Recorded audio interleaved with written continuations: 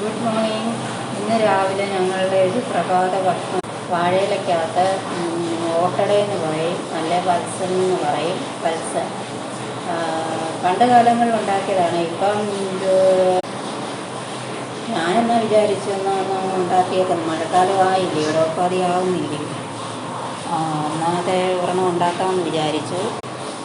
ഇത് ഗോതമ്പ് പൊടി കൊണ്ടാണ് കൂടുതലും ഉണ്ടാക്കാൻ എളുപ്പം. അരിപ്പൊടി കൊണ്ടും ഉണ്ടാക്കിയ ഈ ഓട്ടട വത്സൻ എന്ന് പറയുന്ന അരിപ്പൊടി കൊണ്ടുണ്ട്.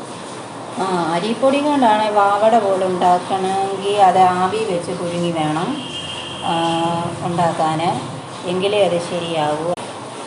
ഗോതമ്പ് പൊടി കൊണ്ടാകുമ്പോൾ കുറച്ചുകൂടി എളുപ്പമാണ് ഇങ്ങനെ പരത്താൻ. അതുകൊണ്ട് ഇന്ന് എനിക്ക് ബ്രേക്ക്ഫാസ്റ്റായിട്ട് ഇത് ഉണ്ടാക്കാമെന്ന് വിചാരിച്ചു.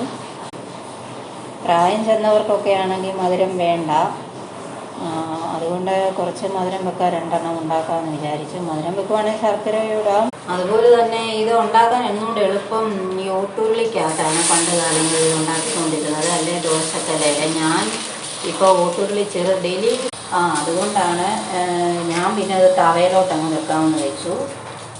ഓട്ടുരുളി ചെറുതില്ല, വലുത് പായസം വെക്കണം. അതിനകത്ത് ഇത് ചെറിയ 2 ഇതൊന്ന് അടച്ച് വെച്ചാൽ എളുപ്പമായിരിക്കും. ആവിയൂടെ കൊള്ളുന്ന പോലാവും അടച്ച് വെച്ചാൽ.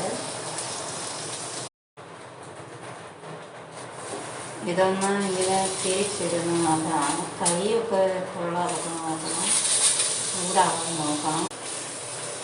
ഇങ്ങനെ ചേർന്നിരിക്കണം ഒന്നാണ്, എങ്കിലേ ഇത് ഒരുപോലെ ഈ നടുവശം കണ്ടോ 2 ഇടവശം മാവ് വേകണമെങ്കിൽ. എന്നിട്ട് ഇങ്ങനെ ഇതങ്ങ് അടച്ച് വെക്കണം, കരിയാതൊക്കെ നോക്കണം. ഇത് വെച്ചിട്ട് മാറിപ്പോകാനൊന്നും, വേറെ ജോലി ചെയ്യാൻ പോകാനൊന്നും പറ്റത്തില്ല.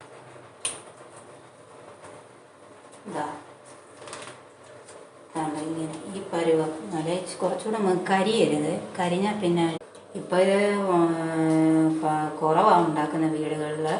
കർക്കിടക മാസത്തിലാണ് കൂടുതലും ഉണ്ടാക്കുന്നത്. അപ്പം നിങ്ങൾക്ക് ചിന്തിക്കും വേണമെങ്കിൽ ഈ കർക്കിടക മാസത്തിൽ അല്ലേ പിന്നെ വെള്ളത്തിലിട്ട് പുഴുങ്ങിയെടുക്കണം. അപ്പോൾ അതിൻ്റെ കുറേ കറയൊക്കെ അങ്ങ് പോവും, പൊട്ടാതെ ഇരിക്കും. ഇത് പിന്നെ ഞാൻ ഓട്ടടയായതുകൊണ്ടാണ് പുഴുങ്ങാതെ എടുത്തതില്ല.